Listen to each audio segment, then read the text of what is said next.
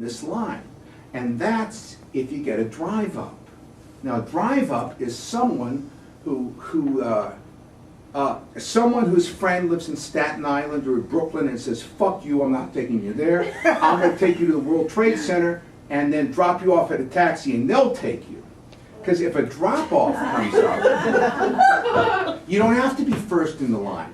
All you have to do is make eye contact first. So you look for people who slow down and you look out the window, you think, okay, I got you. Ah, he's mine. So I'm there, I'm last in line, but I'm in the arc. I'm no longer under the fragment of the World Trade Center. And I'm there and I hear, behind me, and some guy pulls up, slams on the brake, two people in the cab, and the woman's hair is like this. He says, roll down the window. I said, roll down the window. Great, great, great. Roll down the window, and the man says to me, how do I get to Manhattan? And I said, sir, you're in luck. You're here already. He goes, thank God. And he takes off. And that broke the spell. I was able to leave the line, say fuck you, and leave the World Trade Center behind. Well, I never, that was the one-liner I lived when I drove a taxi. But I couldn't tell the story after the buildings came down. Until about a month ago. Friend won a contest K-Jazz, whatever station that is. I like jazz, but I don't know what station it is. Anyway, she got a ticket to New York, 2 plane fares, and she asked me if I wanted to go because she knew I drove a taxi.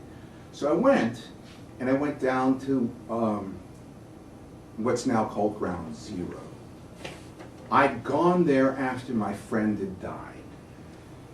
In October of 2001, I went down there for her 40th birthday, which she was not able to celebrate. And at that time, flames were still going up. You know, you could smell the death, and it was like a cemetery. You couldn't get close, but you could go to Fulton Street by one of the churches, I think St. Paul's or Trinity, and you could stand there and look at the flames. And then strangers would come up, and they would say, I am so sorry. I am so sorry. And you would just go there and hug strangers. And every night at midnight while I was there, I would go down to the World Trade Center, watch the flames, and hug a stranger. And my last day there, a Port Authority cop saw me, and he said, you're here a lot. I said, yeah. I had a friend, Laura Rockefeller, she died here. And they said, I shouldn't do that, but here's a piece of it. So he gave me a piece of the World Trade Center. So I have that, you know, and I have memories of Laura. So a month ago when I was down, I went down to the Trade Center, and I went Vesey Street side, and there's a guy in a booth. And the guy in the booth, youngish black guy, he's there, orange vest, and he says, I'm looking at the new World Trade Center half-built, and I'm thinking, oh well, and I'm starting to see where the old ones were in the gap. First time I could actually see where they were, and I thought, oh, I'm taking too much time, they'll think I'm a terrorist. So I went up to him, I said, excuse me, I'm just doing this, my friend Laura Rockefeller, she was Windows of the World, she died there. And he said, well, my cousin died there too. She was on the 35th floor, and she died. And I remembered Laura's mother, and I had the presence of mind to say, well, how is your aunt? How did your aunt take it? How is she now? And says, well, still we need people around her all the time.